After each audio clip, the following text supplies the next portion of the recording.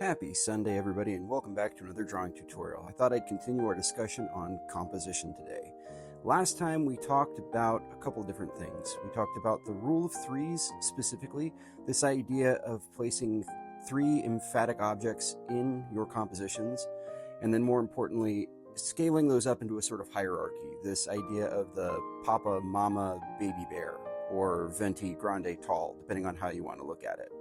Today, though, I wanted to go in a different direction and actually talk about directional lines and energies and the things that those kind of things convey. So are you ready to rock? Well, then let's roll. To start off, it's important to give you an idea of what I mean by directional lines.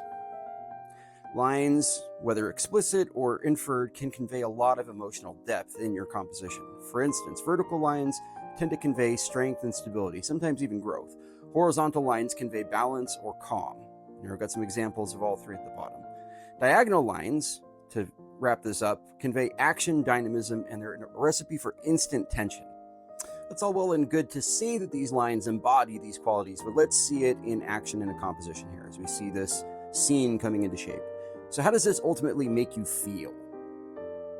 We see these vertical lines of the dock pilings for stability and strength. We also have this very strong horizontal horizon line, also kind of reinforced by the clouds.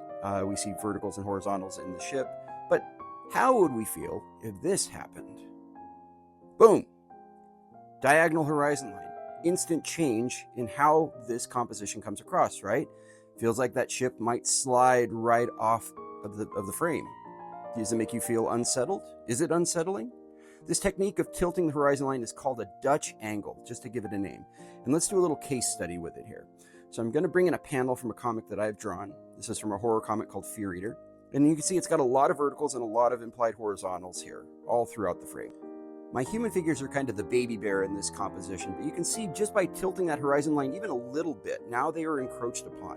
And what else has happened is every single vertical and horizontal that I had has now become a diagonal in this composition and given it that much more tension just by a little bit of a tilt.